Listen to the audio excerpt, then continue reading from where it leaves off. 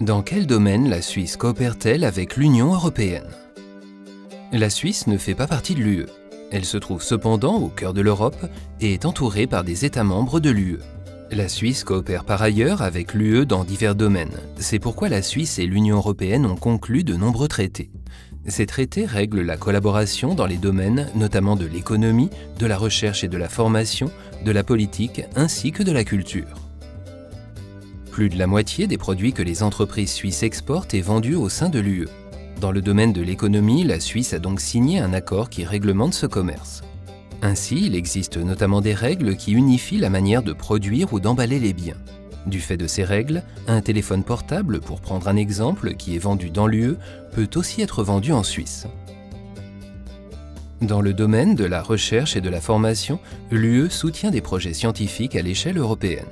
Grâce aux accords conclus, la Suisse peut prendre part aux projets de recherche de l'UE. Jusqu'à récemment, la Suisse participait en outre au programme Erasmus. Aujourd'hui, il n'est pas certain que la Suisse puisse continuer à participer à ce programme. Le programme Erasmus facilite pour les étudiants les démarches relatives au semestre d'échange dans un pays européen.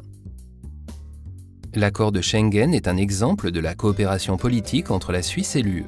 C'est grâce à cet accord qu'il n'y a plus de contrôle des passeports entre les États de l'espace Schengen et que la police ainsi que la justice travaillent en étroite collaboration sur le plan européen.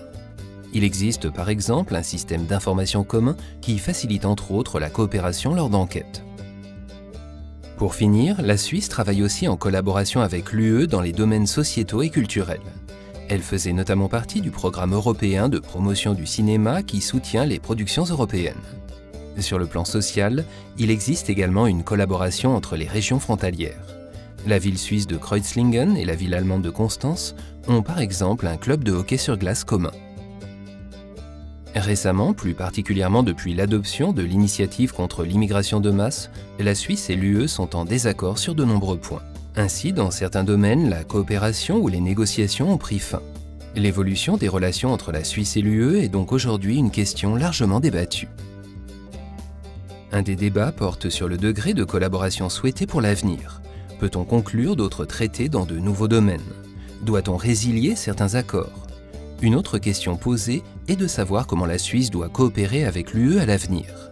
Comme c'était le cas jusqu'à présent, ou faut-il trouver une nouvelle forme de collaboration? Quelle est ton opinion? Discute-en avec tes amis et informe-toi plus précisément sur les différents domaines. Tu trouveras plus d'explications concernant les différentes positions sur le sujet dans le clip EasyVote, la Suisse et l'UE.